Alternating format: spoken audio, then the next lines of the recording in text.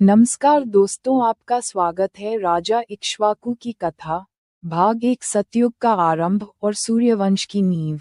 कहते हैं हर युग में कोई न कोई ऐसा राजा जन्म लेता है जो केवल राज्य नहीं चलाता, धर्म को दिशा देता है। और सतयुग की शुरुआत जिस राजा से हुई उसका नाम था राजा इक्ष्वाकु। वही राजा जिनसे सूर्यवंश का इतिहास आरंभ हुआ और जिनकी वंश परंपरा में आगे चलकर भगवान श्री राम जैसे मर्यादा पुरुषोत्तम अवतरित हुए। बहुत पुराने समय की बात है, जब पृथ्वी पर सृष्टि का प्रारंभ ही हुआ था। सृष्टिकर्ता ब्रह्मा ने सब लोकों की रचना की। देवता, असुर, मानव, पशु पक्षी, पर्वत, नदियां और सागर। उस समय सब कुछ नया था। पृथ्वी में हर ओर जीवन की सुगंध थी। ब्रह्मा के मानस पुत्रों में से एक थे स्वयंभुव मनु, जो मानव जाति के प्रथम राजा माने गए। मनु का अर्थ ही है मानवता का आदर्श। उन्होंने पृथ्वी पर धर्म, न्याय और आचार का मार्ग स्थापित किया। मनु की पत्नी का नाम था शत्रुपा, जो स्वयं ब्रह्मा की रचना थी, शुद्ध, पवित्र और तेजस्विनी। उनके 2 पुत्र हुए, प्रियव्रत और उत्तानपाद, और 3 पुत्रियां, आकुति, देवहूति और प्रसूते। प्रियव्रत के वंश से कई राजा हुए और उत्तानपाद के पुत्र ध्रुव ने तो अपने तप से आकाश में ध्रुवतारा बनकर अमरता प्राप्त की। किंतु आज की हमारी कथा उस वंश की है जो मनु से आगे चला, मनु के पुत्र इक्ष्वाकु से।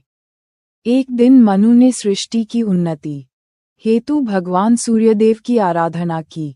उन्होंने कठोर तप किया, वर्षों तक केवल जल पीकर, सूर्य के प्रकाश में खड़े होकर।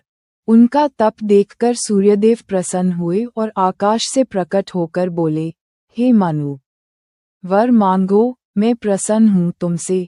मनु ने कहा, हे भास्कर, मैं चाहता हूँ कि मेरी संतति में ऐसा पुत्र जन्म ले जो सूर्य की ही भांति तेजस्वी, सत्यप्रिय, न्यायशील और धर्मनिष्ठ हो, जो मानव जाति को धर्म का मार्ग दिखाए। सूर्यदेव मुस्कुराए और बोले, तथास्तु।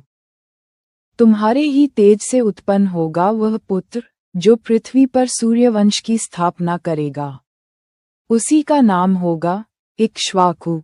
इस प्रकार सूर्य के तेज और मनु के तप से उत्पन्न हुए राजा इक्ष्वाकु। इक्ष्वाकु के जन्म के समय चारों दिशाओं में एक अद्भुत प्रकाश फैल गया। पक्षी मधुर स्वर में गाने लगे, नदियां शांत होकर बहने लगीं और पुष्पों की वर्षा हुई।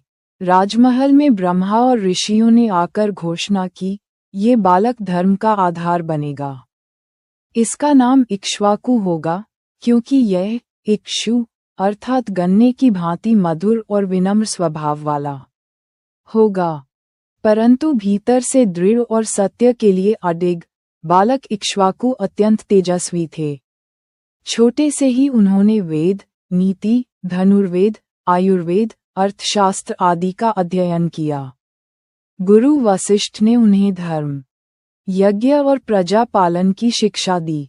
वे हमेशा कहते थे, राजा वही जो अपने सुख के लिए नहीं, अपनी प्रजा के दुख के निवारण के लिए जिए। जब इक्ष्वाकु युवावस्था में पहुंचे, तब मनु वृद्ध हो चुके थे। उन्होंने अपने पुत्र को राजसिंहासन सौंपते हुए कहा, पुत्र, राजसिंहासन केवल शासन का नहीं, ये जिम्मेदारी का प्रतीक है। इस पर बैठने वाला यदि अधर्म करेगा तो पूरी पृथ्वी उसका फल भोगेगी। राजा इक्ष्वाकु ने प्रण लिया, मैं सदैव धर्म के मार्ग पर चलूंगा। मैं राज्य को परिवार की तरह संभालूंगा। सिंहासनारोहण के दिन इक्ष्वाकु ने सूर्यदेव की आराधना की।